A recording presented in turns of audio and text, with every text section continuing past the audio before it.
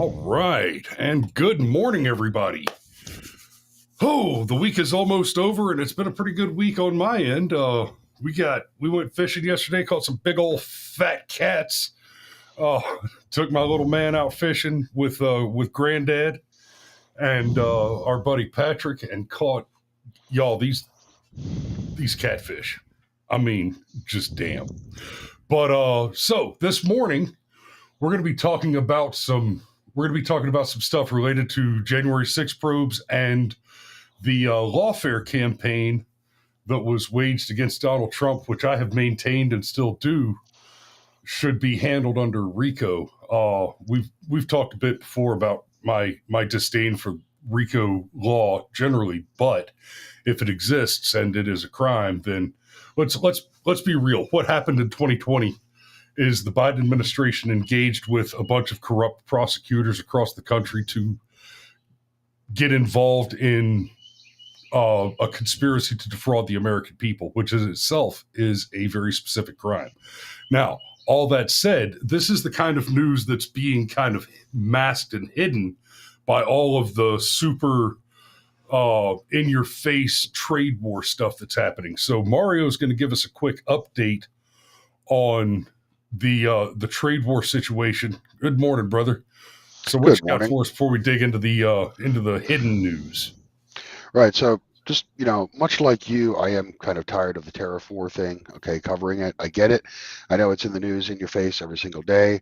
And even furthermore, I struggle to keep up with it because honestly, I don't really understand what's going on. I really don't understand what the major economic effects are, okay, of the continuing trade war, these tariffs, all right. But as of right now, so I'll just give you my hot take, okay?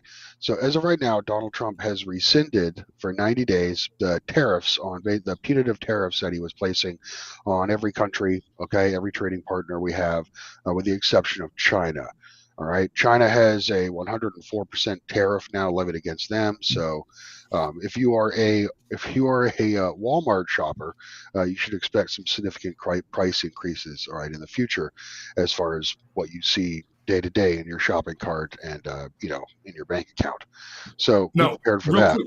Real quick caveat there: if you're a Walmart shopper, you should expect to see those increases on basically 90% of what is not in the grocery aisle.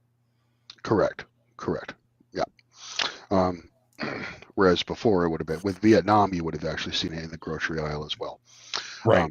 Anyway, so we have that. So what does this really mean? All right.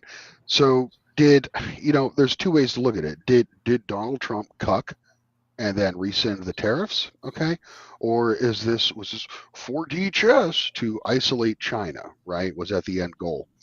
I don't know. All right. I for one don't go with the don't go with the 4D chess, all right, idea anymore. I think Trump may be reacting to just to the market forces around him and to the just panic attacks that are coming from everyone who has within reaching distance of his administration. All right, so you know what we have here, right, at its heart is perhaps Donald Trump is forced to realize that the financialization of the U.S. economy is so pervasive that this kind of shock treatment that he planned with his tariffs on basically every single country was simply too much for the market and for the United States economy to bear. So, what we have when I say the over financialization of the economy, I mean that a significant portion of GDP is tied up, okay, or corporate profits are in fact tied up in the stock market, okay, and this is not something Donald Trump caused, okay, and this is only something Donald Trump can react to. Um, the his tariff plan as originally levied would force a hard financial reset, okay, which is what I actually hoped for, just even though it would be painful. for large sectors of the economy.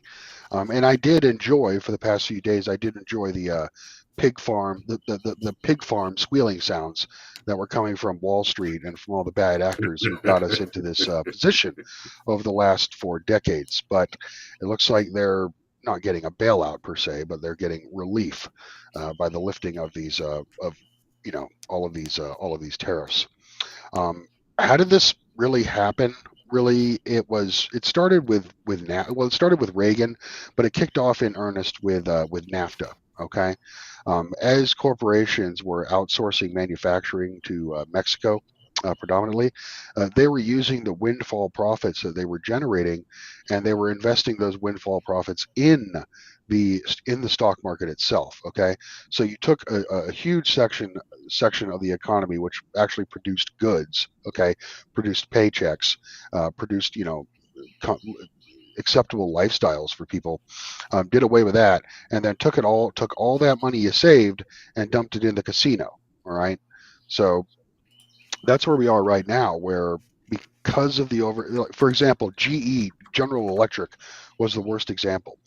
They took their savings from NAFTA, right, for the manufacturing of all home appliances and such, and they opened up an entire division of General Electric called GE Financial, um, which basically took the money from General Electric and bet it in the stock market. So 2008 saw basically the end of that, but it hasn't stopped since then. Now they've gotten more and more into the creative games of repackaging debt and selling it as new financial products. Basically, taking shit taking shit from a variety of sources, packaging it and putting a shiny gold label on it and selling it to someone as an actual engine of financial growth. All right. So, I don't know. Did Trump cuck? Is this some kind of 4D chess? I can't say for certain. I do know that the trade war with China is in full swing, and I believe that the intent of the administration is now to form some kind of coalition against China. Basically, the world versus China, as far as leveraging economic, you know, economic pull, or basically manufacturing and exports. So will they be successful? It's hard to say. Can China? Scott Bessent came out and said that China can't, because China is an export economy. They can't really weather this as well as the rest of the world could, per se. Okay, um, I'm not sure that's necessarily true, because China actually does have an economy. They have a large manufacturing sector. They have a large industrial sector, a large primary resource extraction sector. Okay, so their economy is more layered and more balanced than ours is, which is our economy depends on primarily on consumer sentiment and consumer purchases. So um, Yeah, hopefully it works. our Hopefully it works economy out our for us. economy is the Hollywood pop culture economy, and China's Our economy is the slave labor economy. And China's let's be economy, real, the slave labor economy is an effective economy. of course, it is, um, especially when you've got total total surveillance control of the population. So you have a Chinese economy that's based on exports and manufacturing, and you have a U.S. economy, and for equally so the European Union economies that are based on debt. All right. So who can hold out longer? The people who are maxing out credit cards, or the people who need to sell something, all right, to generate a Right. profit? That's your question, Now, and I don't have the you answer for that. you mentioned economies based on debt. Let's touch on that for just a moment. The U.S. has almost 40 trillion in debt now, Yep. and it's important, guys, to understand that we have incurred a large amount of that debt by borrowing money, uh, a good bit of it from China, to fund our governmental operations, which I might add, and this is important, includes a large military budget, a good chunk of which is used to fund our Navy conducting operations all over the world to keep trade lanes open and safe from pirates, which is something that the entire world benefits from, but only we are funding. We're basically covering the security, and this is without even talking about the inadequacy of the contributions to NATO and UN according to the terms of the agreement signed with those partner nations who are not paying their. I hate the term fair share. They're not paying what they agreed to pay. Right? Right. It's I shot a video on a sweetheart deal for this organization for teaching young black men about healthier habits so they didn't engage in recreational grand theft larceny activities. And wouldn't you know, we agreed to $1,000 for the video, and then after the event and after having shot the video, they tried to pay me only $800, and I'm like, oh well, now I'm in a terrible position because you're not paying what you agreed to pay. That's the world. The world is that organization. They make an agreement and then they don't pay what they agreed to pay. And that puts us in a position now. We are running the anti-piracy security operations globally to allow global trade to occur. We're footing the bill for that entirely. And because the U.S. has such a vast wealth of natural resources available to it, and we previously had a very powerful domestic manufacturing and production economy, which has been offshored, what we're doing is we are paying people to rob us. We are paying people to take our money from us and then promising to pay them more in the future on the debt. Correct. If we could if we could just say, you know what, we're done trading with everybody until y'all get your shit together. I don't need IKEA furniture. I don't. In fact, I could go cut down some trees and build my own furniture if it comes to that. And Tim Lowry points out, we equals the taxpayers. That's correct. And I would like to point out, Mario, as you mentioned, all the panic that's happening. One of the things that we're seeing as a result of that panic is all over Twitter. You've got these guys, they're screaming, Gavin Newsom wants $20 minimum wage. What a $15 an hour minimum wage looks like. This was the point that I wanted to get to. This is what a $15 an hour minimum wage looks like. And by the way, you notice this is a fast food restaurant, and it says credit card and EBT. Yep. Right? Why? Why in the hell am I paying for bums to go to a fast food joint and buy garbage? Well, an automated kiosk and EBT kind of go hand in hand, don't they? Because the person who would be working behind the counter is now on the EBT. So that's a soul crushing cycle there. Also, you could add that the United States basically is footing the bill to maintain the Straits of Hormuz, or not Straits of Hormuz, the Gulf of Aden, all right, and the Red Sea. So the United States is guaranteeing the number one trade route for international petroleum shipments. All right. So, and what compensation do we get for that, other than the fact that we benefit from those sea lanes as well? I don't know. I guess that's to be negotiated in the future. Let me tag that real quick. We benefit from those sea lanes as well. We benefit insofar as we're able to acquire cheap, mass-produced Chinese garbage, right? The fact is, there's nothing that an American needs that cannot be produced at home. Now, that's not to say that I don't think that's true. We don't have the current manufacturing capacity to actually take care of our own needs. That would take. We don't have it currently, but we did have it before, and we can have it again. We can only if you do something about the financialization of the economy. Okay, what we have.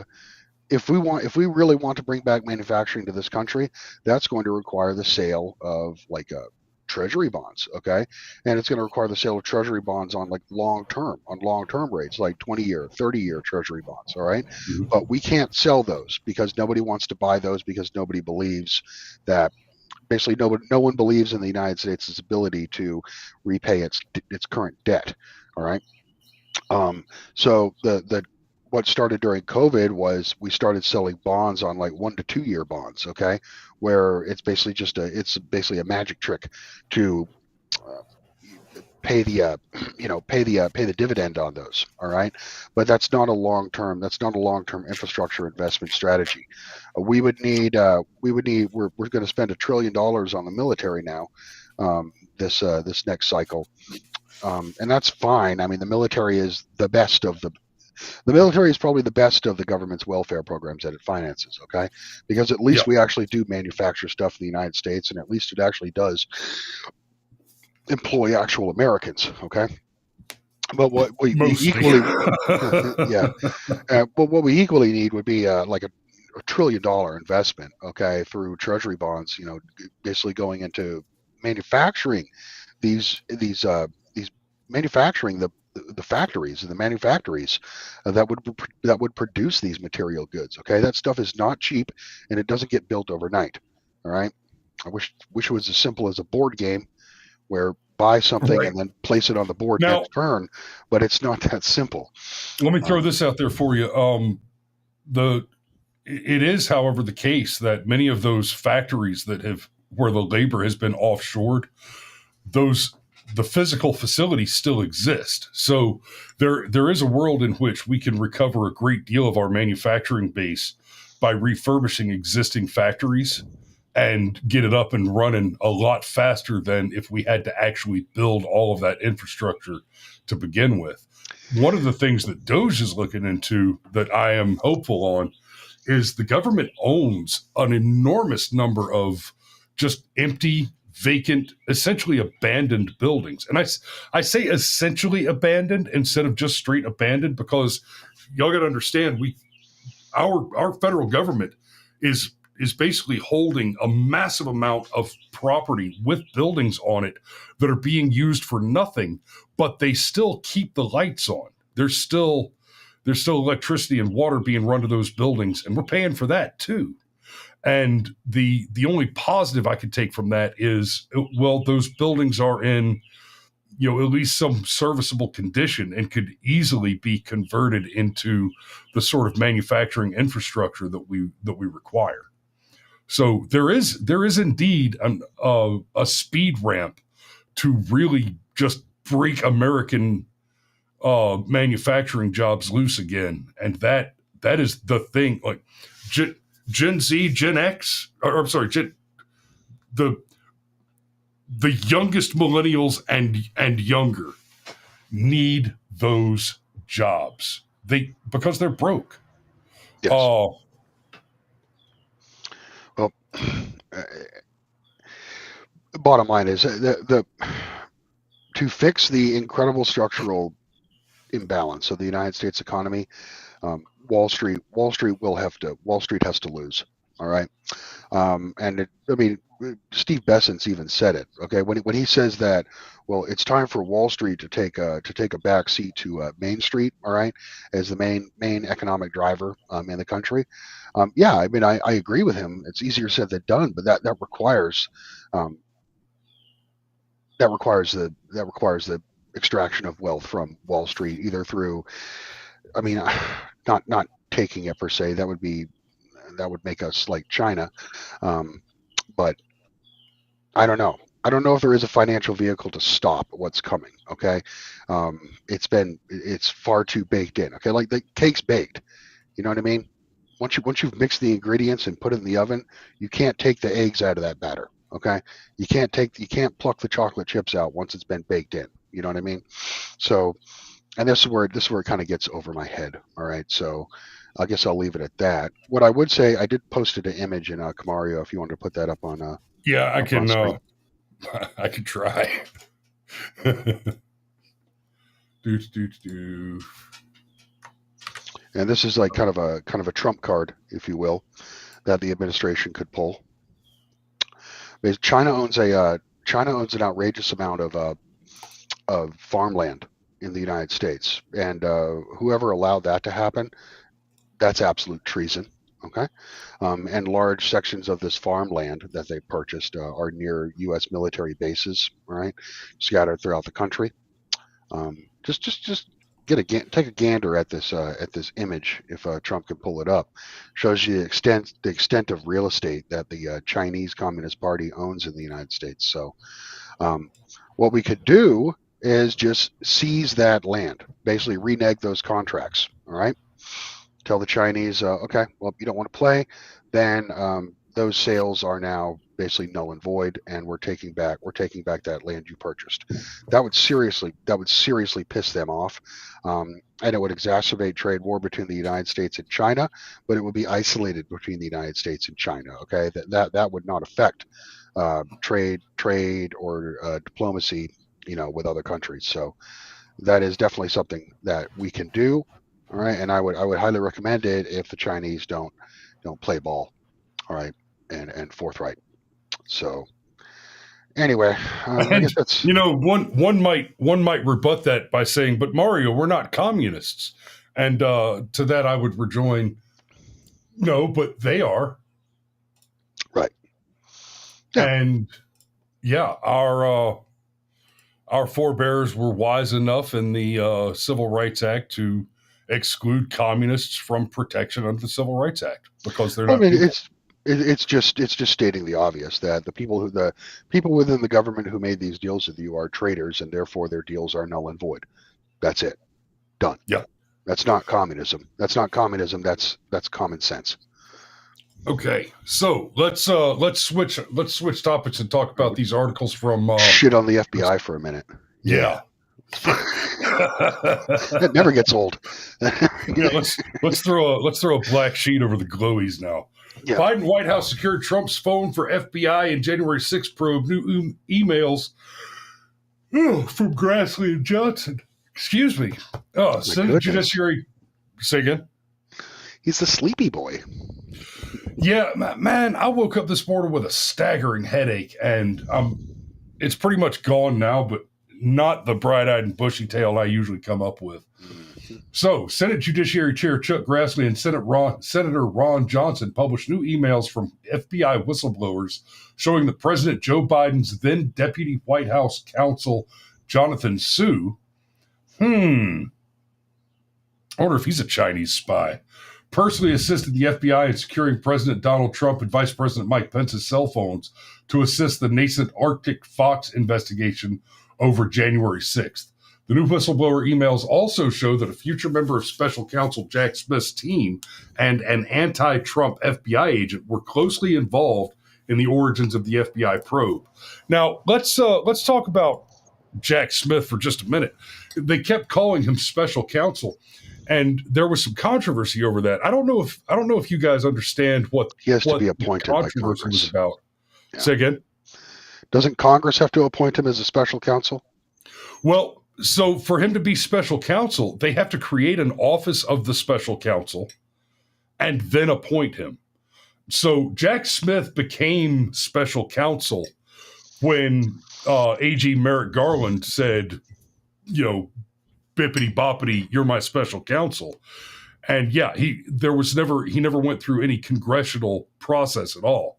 So at no point ever was Jack Smith actually legally special counsel. In fact, without the congressional process that appoints special counsel in such cases, what Jack Smith was doing was illegally impersonating a federal officer. He was actively engaged in a serious federal crime the entire time he was using that moniker, right? And I don't think that was ever adequately explained to the public. Good luck with that. I mean, he was doing it. I know. He was doing it under the auspices of the President of the United States at the time. He was doing it under the auspices of the Democrat National Chinese capitulancy. Tricoms. Speaking of tricoms, I'm going to talk to you after the show about some chicoms. All right. Chicoms. You mean Foxconn? Oh no, my iPhone is compromised by a foreign manufacturer. Oh no. Well, they all are to a degree. That's 100%. That's the returning manufacturing to the United States is absolutely 100%. It's a national security issue. Absolutely. Okay, I mean, so if you remember, right before inauguration, DJI, and by the way, China, thanks for this one, actually did me a favor because you made it a little easier for me to make money in the air. China removed the geofencing protocols from the DJI drones right before the inauguration. There was a little bit of panic that somebody might use a DJI drone to fly an attack device in on the president during the inauguration, which was part of why it was moved indoors. Right now, for my purposes, it means that I don't have to hack my drones to fly over military bases and airports anymore. Because sure enough, I've been out shooting houses, just producing real estate marketing material near a military base, Fort Eisenhower, Fort Gordon. And I flew out to the edge of the neighborhood to try and get a picture of the front sign, but the base was right across the street. And, this is about 2.5 years ago or so. And I get out to the front edge of the neighborhood trying to turn around and get a good picture. And I'm backing up. And the drone, all of a sudden, the monitor on my remote controller says, yeah, no fly zone, military base, Fort Eisenhower. And the drone just would not fly over there. Right. Yep. So thanks, China. Trump ordered the declassification of these Crossfire hurricane documents before he left office in January of 2021, and then Merrick Garland refused to obey that order. Okay. Same thing happened with the next story we're going to talk about regarding declassifying the events that occurred around Seth Rich, but we'll get to that in a minute. So, I mean, in theory, I guess Trump could just double down on this and say you have to release it. But I mean, it really, you're seeing the limits apparently of what a president can even do, right? Donald Trump apparently cannot release the Epstein files. Okay, Pam Bondi apparently cannot release the Epstein files. So, and Kash Patel obviously seems similarly neutered. So, who's really in charge of making these decisions? And it's disturbing. It's very disturbing. Well, and what that comes down to, with Merrick Garland refusing to follow the orders, he's committing crime. The same thing with anybody in defiance of Pam Bondi's orders to release Epstein files. They're committing crimes. Well, I mean, yeah, there's clearly there are agreements. The question that remains, Mario, is the enforcement mechanism. Right. See, that's the problem is we're not one of the things that's going to hurt Trump in the long run amid all of this is because of the enforcement mechanism. Right. I'm going to take you back to the Summer of Love. One of the big criticisms from the lefties, they kept demanding, hey, you need to do lockdowns. You need to do mask mandates. You need to do vaccine mandates. And Trump responded, that's not my area. That's not within my authority. Right. There will be no national lockdown, no national mask mandate, because that, at best, that's a state's issue, and the president should not have that level of authority. And so, of course, their criticism was, why aren't you doing the thing? Why aren't you doing the thing? And the translation is clearly, after years of saying you're a fascist, you're a dictator, you're this, you're that, the thing that infuriated them, vis-a-vis the riots and the lockdowns and the autonomous zones, et cetera, is Trump refused to be a dictating fascist like they insisted that he always was. As we're looking at these activities that we're discussing with Merrick Garland refusing to follow the law, creating fake special counsels, and all this clearly unlawful resistance to the orders of the lawfully appointed authorities above an oath-sworn public servant, the enforcement mechanism needs to be clear and aggressive. Now, recently there was a bit of scandal around a bad actor getting promoted in the FBI, and Dan Bongino made comments on Twitter. He said, "Guys, I know how that looks. I do. Please trust me. there is stuff going on behind the scenes, and building these cases takes time. And I know trust the plan. Well, this isn't the same thing as the QAnon thing. So the QAnon thing is there is a plan. We know there's a plan. We've deciphered the plan, and you trust the plan. This is Dan Bongino saying, this is the actual person, instead of QAnon saying Donald Trump has a plan, trust the plan. Dan Bongino is saying, no, there is a plan. Just trust me to implement it. It takes time. Bongino's not a psyop. He's a real person. Right, exactly.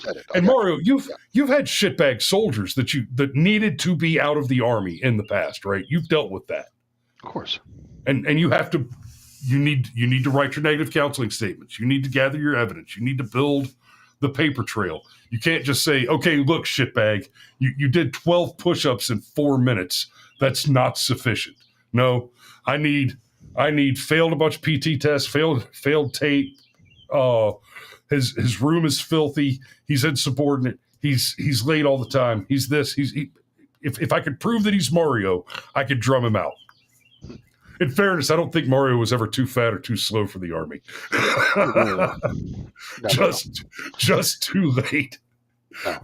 Pete. Right. Move, shoot, communicate. That was not a problem for Private Romano. Be at the right place at the right time in the right uniform was a problem for Private Romano. Sergeant Major says life sentence for the FBI agents who didn't follow orders to release files. I agree. I agree completely. In fact, I still think that the FBI needs to be dismantled. Okay. I do not believe it can be reformed, because clearly you can issue an order. All right. You can even appoint the director. Okay. And the vice director. All right. Or the deputy director. And it still doesn't matter. You still can't get this stuff released. All right. It's like in those videos that OMG Media with James O'Keefe has been releasing for the last year, right? Where they're basically catfishing or honeypotting, the actual mid-level employees, the GS-15 level employees, and they're just revealing the truth that we ignore them, or when they ask for an update on the decision they've made, or ask for an update, all right, on the order they gave, like say Kash Patel, they stonewall, they slow it down. They make the process intentionally slow to the point where it never gets done. And the process is the punishment. If that's the middle and senior management level, okay, that you have beneath you as the director, then the only option is to get rid of them.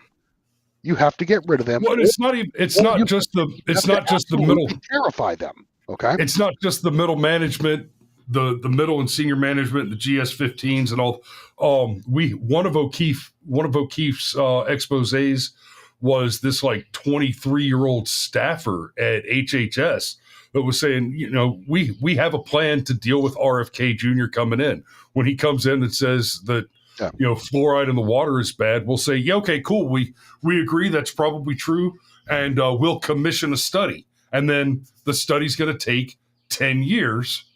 And so nothing, so we'll just make sure that nothing ever happens we'll commission a study, and we'll say, okay, if the study brings back findings that support your expectation and the will of the secretary, then we'll move on that when the study's completed, and then the study can the study can go on indefinitely. Correct. Well, the process is the punishment.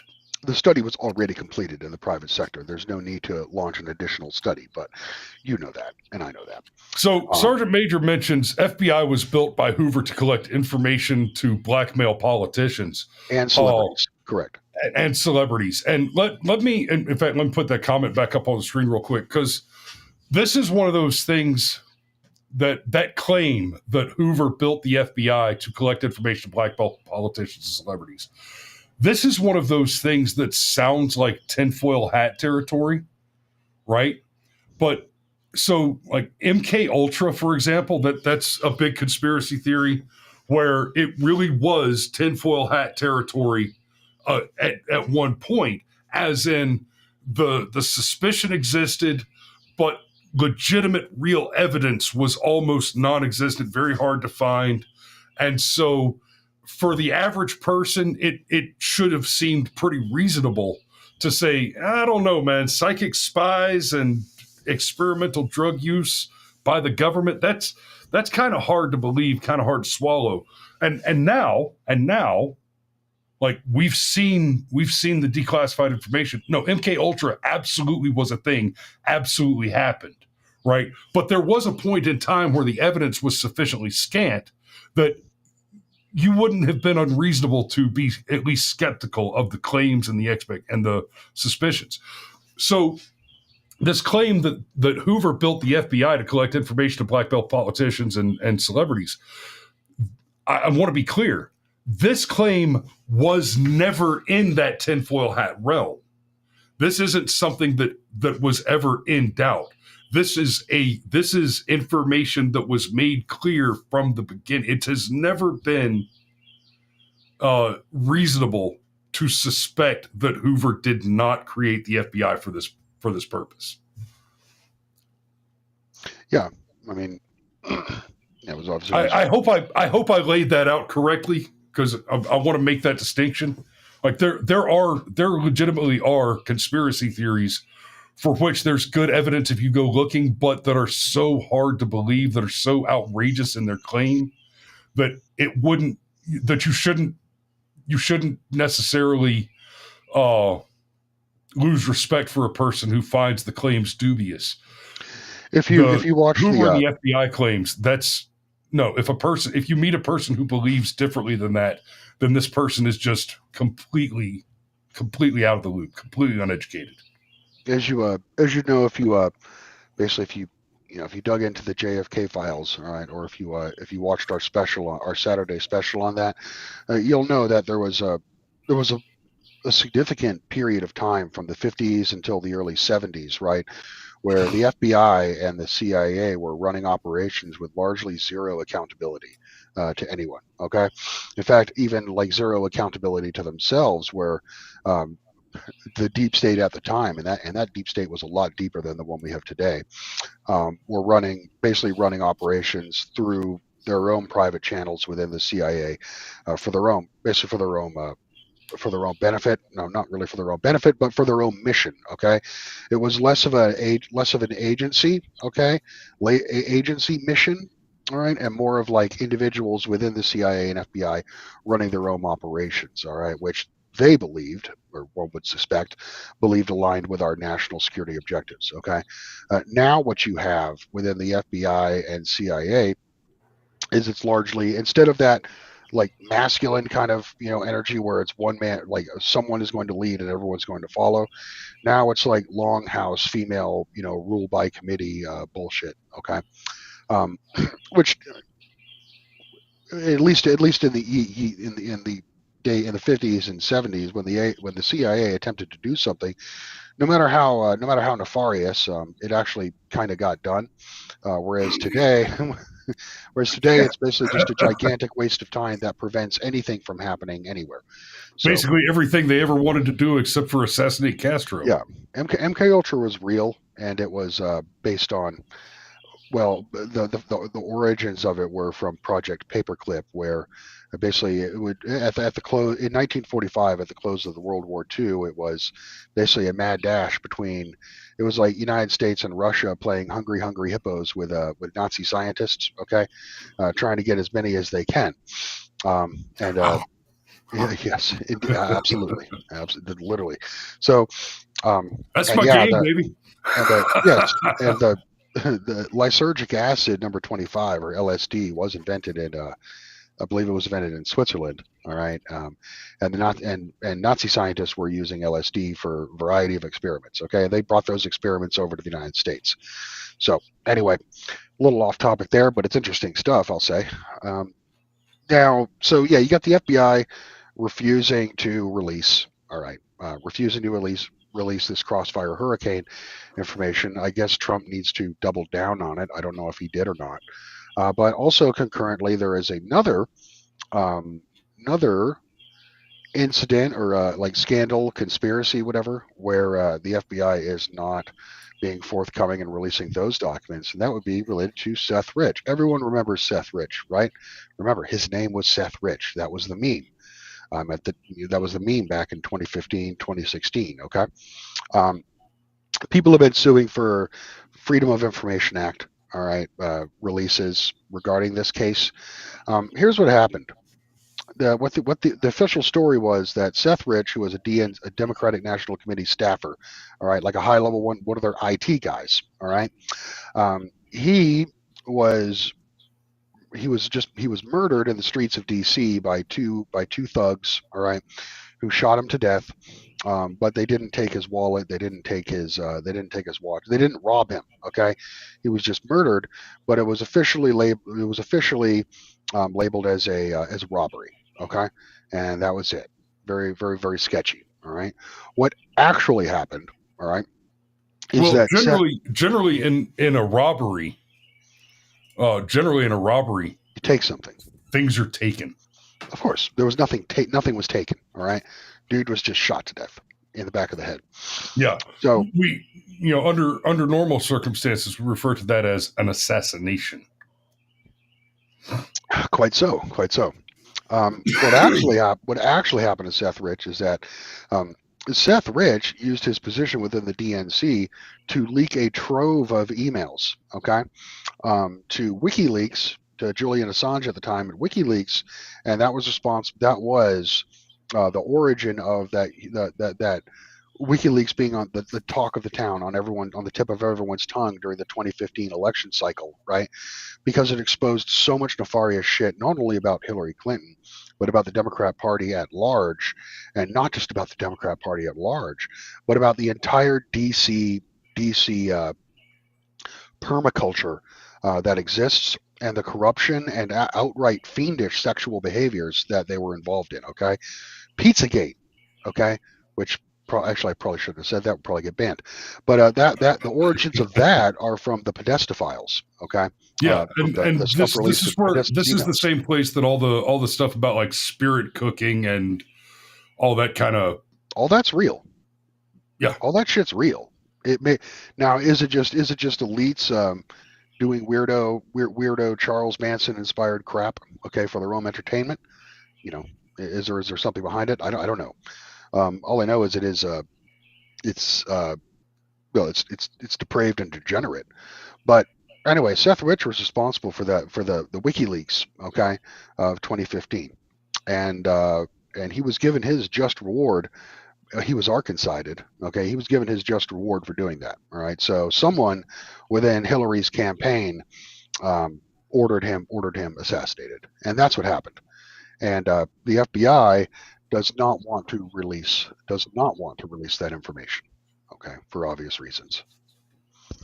And they'll have to be forced to release it, or they're going to release it, or we'll have to go through the dog and pony show where we actually get releases, but then they're heavily redacted, and then we have to wait for more releases where they're less so redacted until finally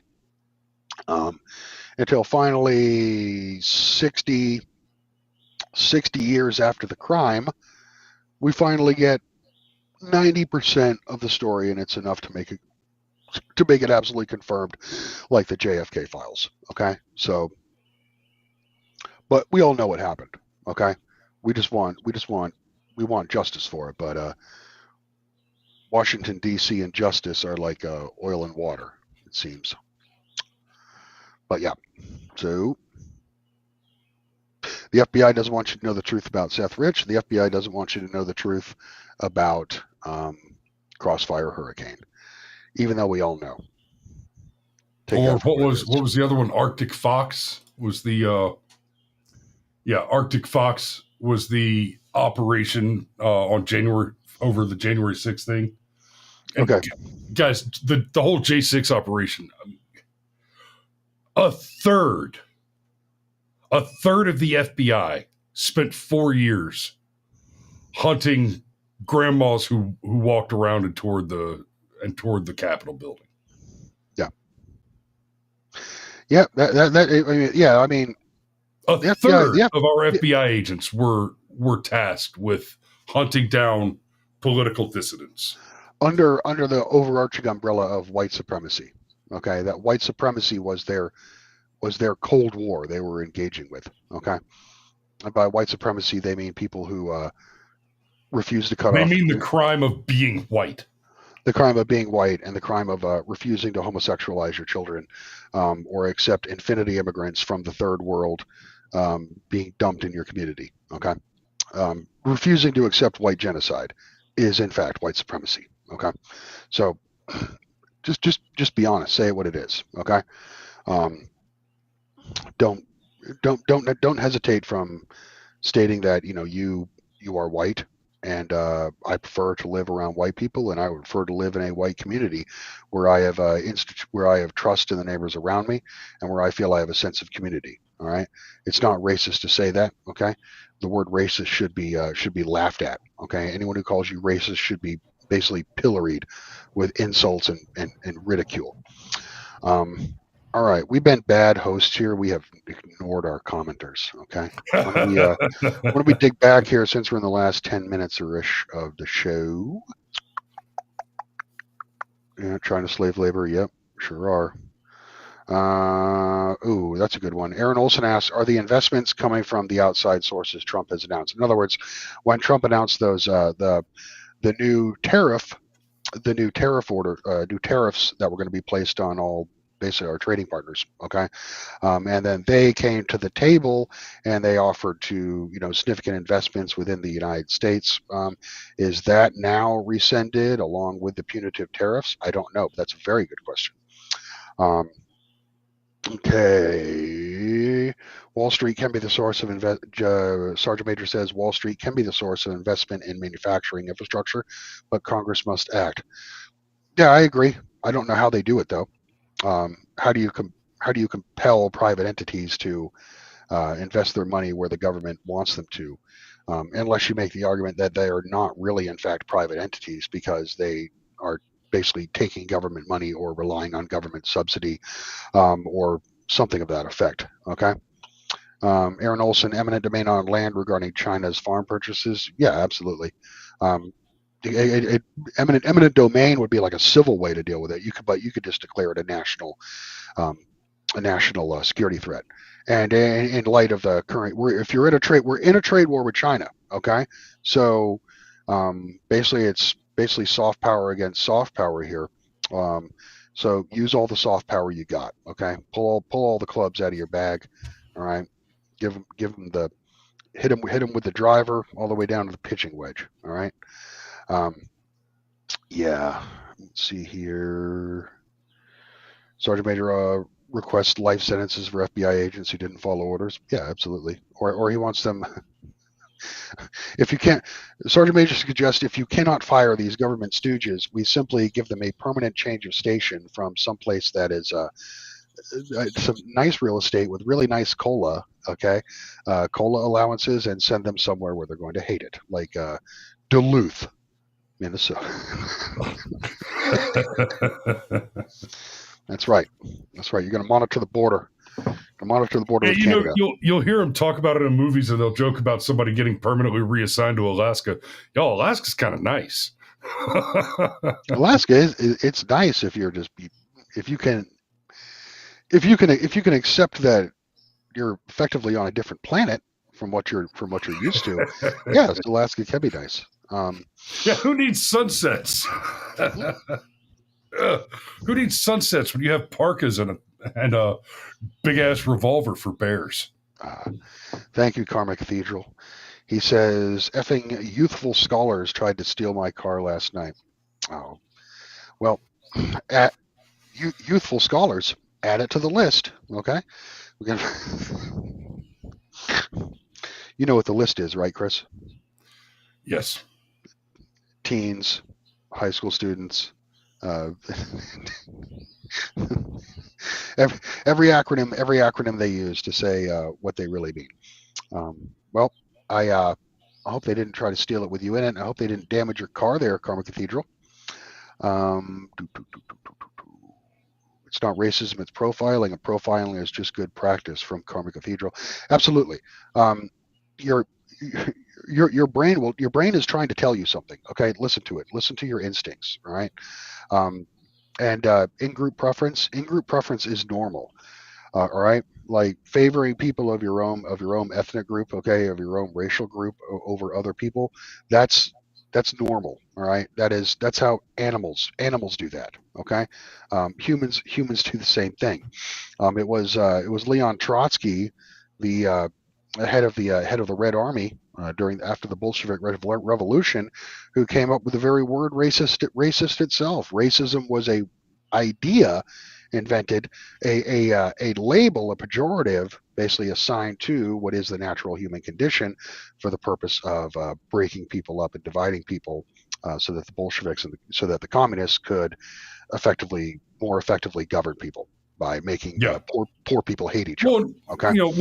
one of the biggest political disasters of the American experiment has been uh, the the disproportionately high number of white women entering colleges and being basically force propagandized into active oikophobia.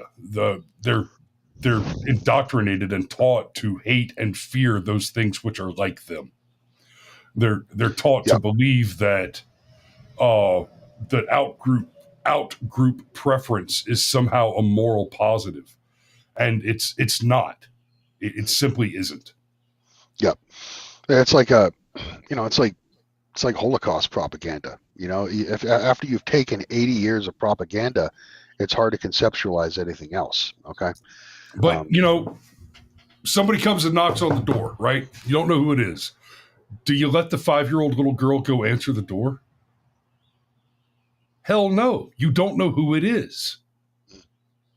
right. Right? Now if Well, you're expecting mom and granddad to come over and visit, and you can see out the window as they pull in the driveway, then sure, it might be cute and adorable for the 5-year-old to be the one that answers the door and jumps up and gives them hugs. But that's, you can see, you have accountability, the security situation is firm, then yeah, the 5-year-old can go and experience a little bit of additional responsibility and trust.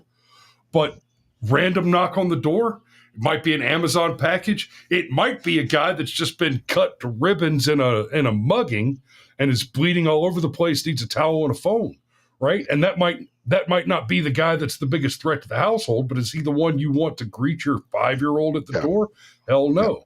A 5-year-old is Right? not prepared to administer emergency first aid. That is Correct. correct. Yeah, and it would also traumatize. It'd scare the shit out of your kid. All right, which you want to try to avoid.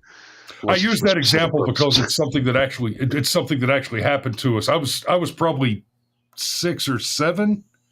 I was definitely less than 8 because it happened to us when we were in Riverdale. It was before we moved to McDonough. Some random dude had just had the shit beat out of him, comes knocking on the door, right? And like I said, I was somewhere between 6 and 8.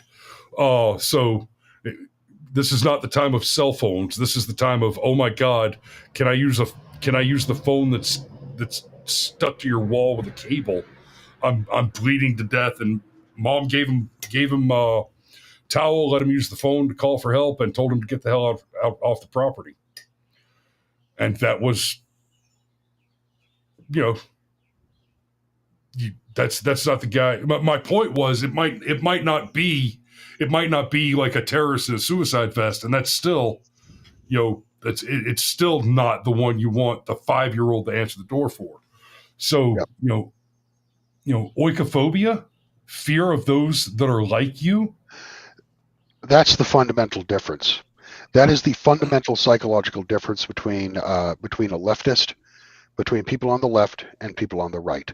Okay, people on the right have greater in-group preference than they have out-group preference. Okay, they care, and this is for you can call, even if you think psychology, uh, psychiatry is a pseudoscience.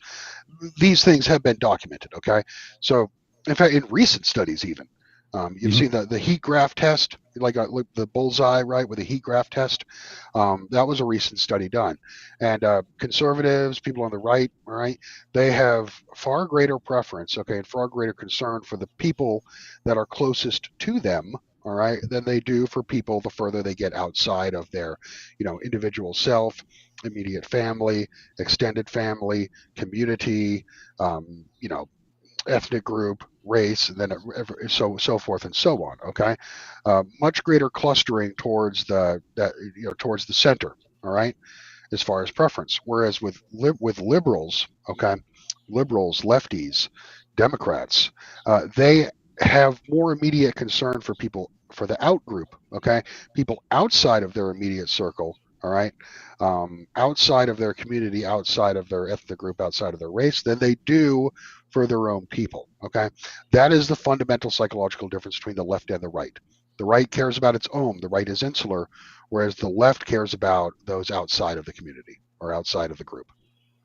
And that's an intractable. You can't fix that. Okay, these people are like Yuri Brezhnev said. They are contaminated. Okay, once the demoralization process is complete, it is irreversible. They are contaminated.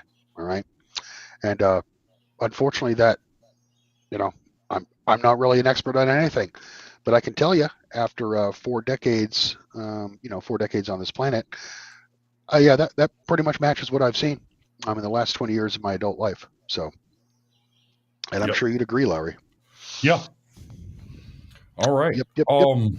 I really don't have anything else this morning. So, all right. Kind of we'll go ahead and wrap it up there. Canvassed quite a bit there. We'll go ahead and wrap it up there. Guys, keep an eye out on Rumble this Saturday. I'll be going on Angry Conservative show.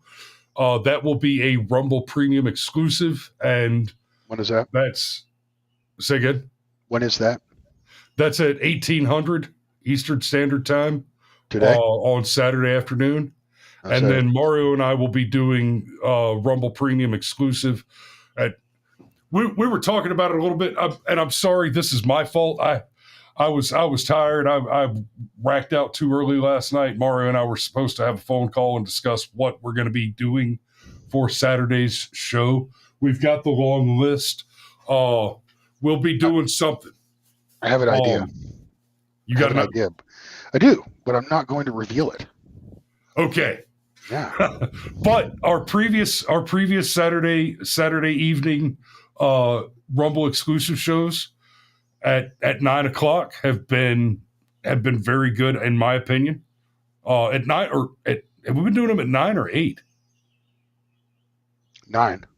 9 at 9. So 2100 Eastern Time, Saturday evening, and we'll do one of our deep dives. Last week we did the French Revolution. It was excellent.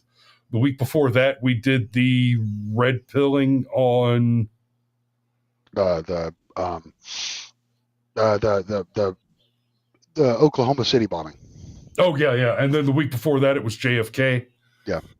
So yeah, come get you some. Strap on your tinfoil hats, pop you some popcorn, crack you a cold beer, or I'm a coffee guy.